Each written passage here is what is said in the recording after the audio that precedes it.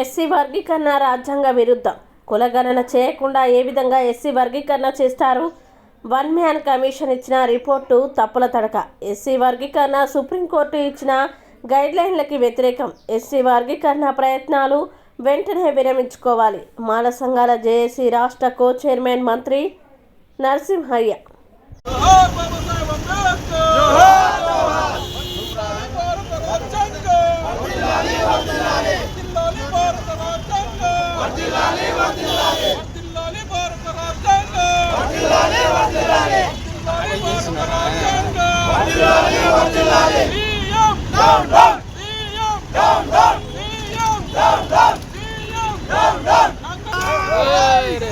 రాష్ట్ర అధ్యక్షుడిని నిన్న అసెంబ్లీలో జరిగినటువంటి పరిణామాలన్నీ పరిశీలించినటువంటి అంబేద్కర్ వాదులు, తర్వాత రాజ్యాంగాన్ని గౌరవించేటటువంటి అందరూ కూడా ఆ రోజును చీకటి రోజుగా గుర్తు చేసుకుంటున్నారు.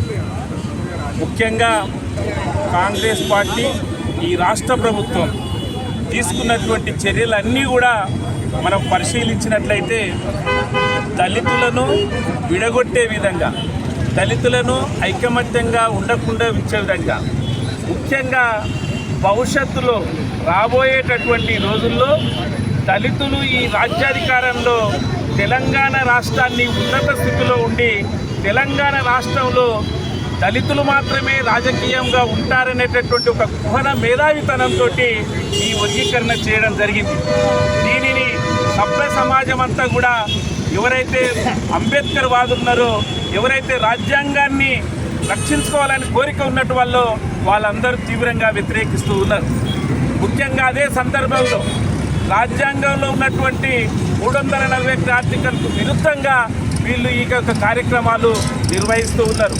సుప్రీంకోర్టు ఇచ్చినటువంటి గైడ్లైన్స్ను, తర్వాత సూచనలు కూడా పక్కకు పెట్టి వాళ్ళు చేస్తున్నారు. ముఖ్యంగా ఎంపీరికల్ డాటా అనేది ఈ వర్గీకరణలో ప్రధానమైనటువంటి పాత్ర పోషిస్తుంది.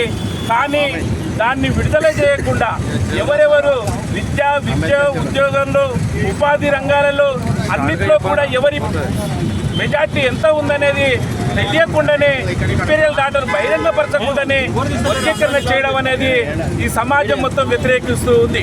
కాబట్టి వెంటనే విద్య, ఉద్యోగ, ఉపాధి రంగాల్లో, రాజకీయ రంగాల్లో అన్నిట్లో కూడా ఎంపీరికల్ డాటాను, శ్వేతపత్రాన్ని ప్రకటించవలసిందిగా ఈ రాష్ట్ర ప్రభుత్వాన్ని ఈ సందర్భంగా డిమాండ్ చేస్తూ ఉన్నాం. స్టేట్ కోఆర్డినేటర్ ఈరోజు నిన్న తెలంగాణ ప్రభుత్వం ఎస్సీ వర్గీకరణ చేస్తామని చెప్పి అసెంబ్లీలో ఏదైతే బిల్లు పెట్టిందో దాన్ని తీవ్రంగా వ్యతిరేకిస్తూ ఉన్నాం.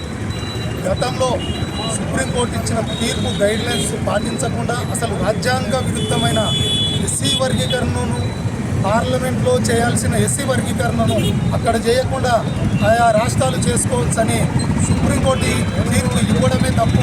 అది మోడీ తీర్పు అని మేము ఆనాడే చెప్పినాం. ఈరోజు మోడీ గారు చేయాల్సిన పని, పార్లమెంట్లో చేయాల్సిన పని రాష్ట్రాలకు ఇచ్చి ఒక వర్గానికి కొమ్ము కాస్తూ ఈ ప్రభుత్వాలు మాలలను పూర్తిగా అనగదొక్కే ప్రయత్నాలు చేస్తూ ఉన్నాయి.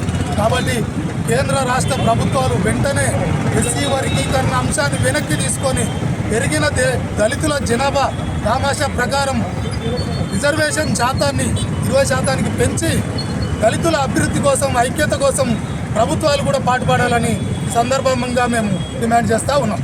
జై భీమ్, జై తెలంగాణ.